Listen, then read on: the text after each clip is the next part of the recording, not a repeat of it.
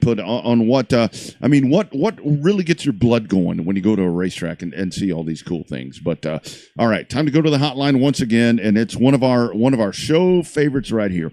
And I'll tell you, I'm so excited about this weekend because it is so. I mean, this is a weekend that oh my goodness, you were honoring one of the best. The best. I mean, I seriously, I love this guy. I mean, I am one of our favorites. I love this dude too. I am not ashamed to say it. I mean, this is one of my favorite people in the world. I mean, whether it be a race car driver, just a person, he's just such a good dude. And 50-year anniversary coming up at 105 Speedway. We were thinking about talking to some of the 105 people. I told Bobby, I said, I'm going to call the man. We're going to talk to the man. Big weekend coming up, and we welcome back once again my man, 23, Howard Willis. How we doing, sir? We're doing good. How about y'all? Having a great day? Yeah, well, yeah. So far, so good. It got better when you came on the phone line. Well, so, that's right. You know. That. Y'all was trying to pump me up, wasn't you? So Howard, I do want to ask you, and I know we talked about this at Texana a couple months ago, but for you, this whole, I mean, we'll talk about this race and this weekend and all this stuff, but for you this year, I mean, just kind of talk about the year for you. It's one of those things to where I think you are totally fired up and ready to go. I mean, you're making a statement this year. Just talk about the 50th year for you as a whole. Oh, 50 years. I mean, that's a long, long time. I mean, the year's good.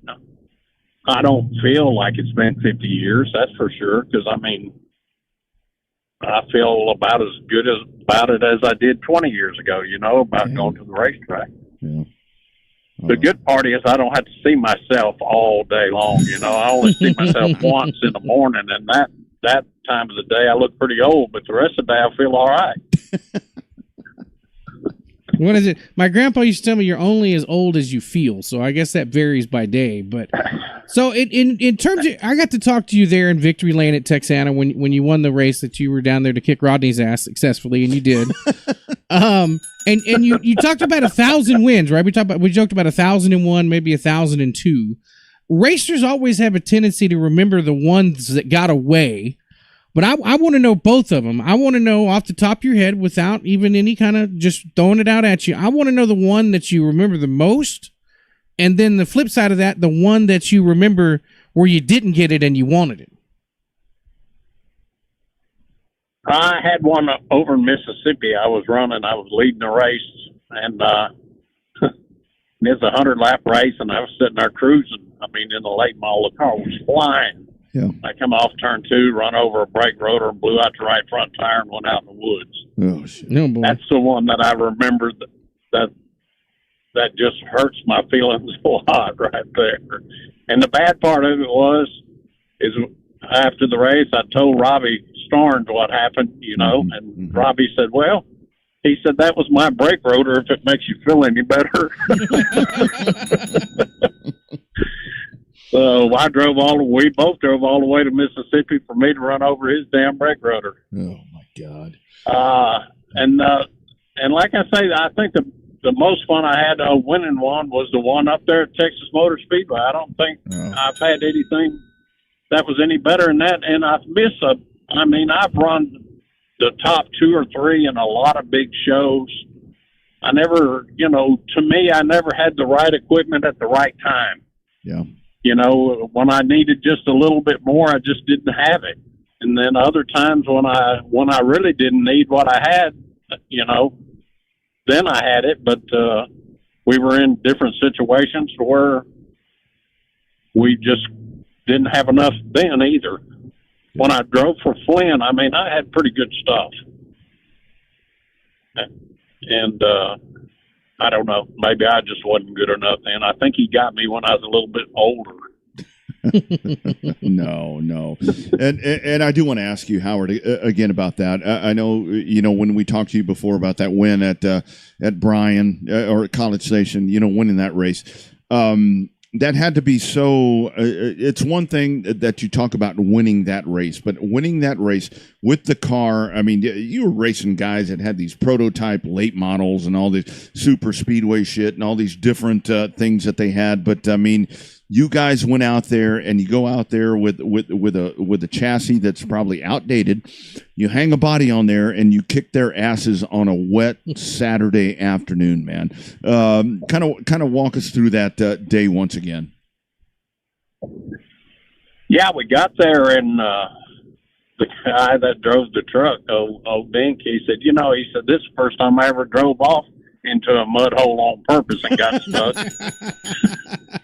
And they had us parked out there on the part of the little bitty circle track part. Yeah. They had us parked out there, Yep. and because the ARCA was in the pit area. That's right. And we went out and practiced a couple times, and then what was funny what I do remember is them guys, they had the ARCA practice, and we were standing there in the infield, and the track was still kind of half wet, and all them guys was going out there and just putting around the ARCA cars were.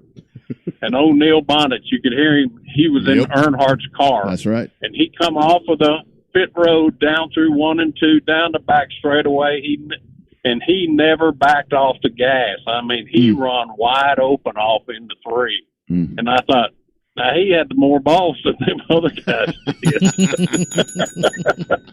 He knew it was going to stick. Them other guys didn't know if they were going to stick or not to the track. Mm-hmm. That's for sure. But it was a fun deal. I mean, it was just one of them days everything went right. Yeah, that's for sure. So, Aaron, I got a weird question for you among some of the other weird questions I've asked you when you've been on the show. And long as you've been going, we've been talking about the factory stocks being popular now and maybe taken away from a sport mod or a modified because they're running the big money shows and all that for the factory stocks. Other than this huge purse they have going on this weekend at 105, there doesn't seem to be the large money purses for the sport mods anymore like there used to be. My question is, what in your mind is the cyclical time of a racing class? Because we've seen them come and go. Sport mods were kicking ass, then they dropped off. Modifieds were kicking ass, they dropped off. Late models were kicking ass, they dropped off. Doesn't seem like the factory stocks is anytime soon. What's the life cycle of a racing class? Is it 5 years, so they start outpricing themselves? Is it 10 years, or was there just no magic to the number? It just goes until it goes and falls off. I think you're probably right. I think it's probably about 10 years. Yeah. What they do, they just keep changing the rules until everybody said, hell, we need to start another class. Then they start over at the beginning again. Yep.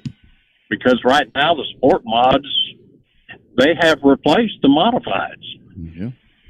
And the only difference is, I mean, they have a few more rules in it than the modifieds have right at the present time. But, I mean, you can run a quick change, a Brin, or a Burt, or a good motor. I mean, you can run a really good motor now. It's just a flat top piston motor, which they're just restricting it a little bit, but they're still keeping it. But what was funny is when we first started running the sport mods, I had both of them, and they were nice. The sport mod was faster than the dang modified. Modified, yeah. Yeah, I think just because you didn't have as much power, so you didn't spin the tires as much. It was a lot easier, but yeah. But the modified was a heck of a lot more fun than the sport mod. Yeah. Yeah. I remember the first time I got in one of them, I thought, hell, is the corner ever going to get here? Well, Howard, isn't that the funny thing? Because I'm old enough to remember when we would go watch the big modified race in McAllen, and it was all modified. There was nothing, there wasn't a sport mod. There was no limited modified. There was none of that. It was a sport mod that kind of at that time was the factory stock that kind of dug in there and kind of beat up the modified to where it was more affordable, whatever the case was. It really is cyclical to where it just comes around full circle. I mean, it just continues to spin around and around. Yeah, and that's what it does. Is you get one guy in there, he just changes the rule. Well, Ayler, he's dead and gone now, but he was one that would change the rule. Him and Patrick Villarreal kind of half-assed invented the sport mod. Mm-hmm. And, they said, hey, let's build this and this and this. And then they eventually got to where that's what we had. Mm-hmm. And really, I kind of like it because it is a lot of rules to it. Yep.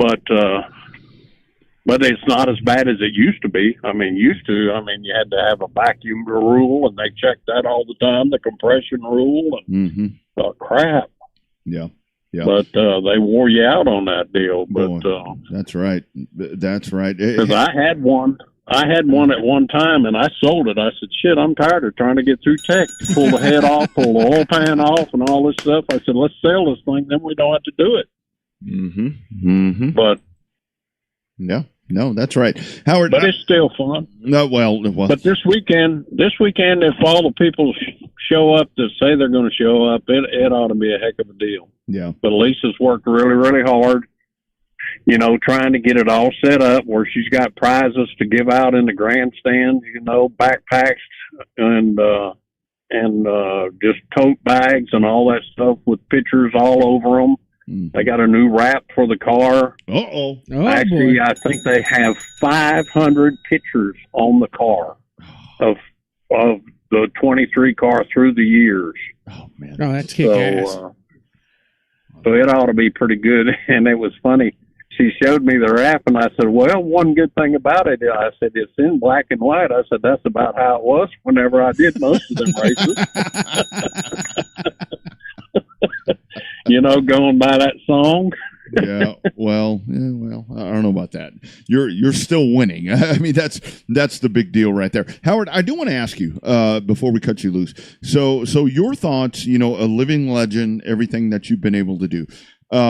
Looking at racing now, when we see these new classes, we got a kid coming on that's eco mods, limited modify or junior limiteds, whatever you want to call it. Isn't that really a good step? I think for drivers that want to be the next Howard Willis, it's really a good stepping stone for them to be able to drive the cars that they're going to drive when they get to try to be the next Howard Willis. Yeah, I think it is, because that way they're not having to compete against the guys that they're not going to have a chance to beat for some years. That's right. Of course, every now and then they get up. Like at Cleveland, they still don't have that class. Mm-hmm. They just run the limited. So, but every now and then you'll get one of them that he'll get his car set up just right, and he'll be right there with you. Yep. And racing really, really hard. Mm-hmm.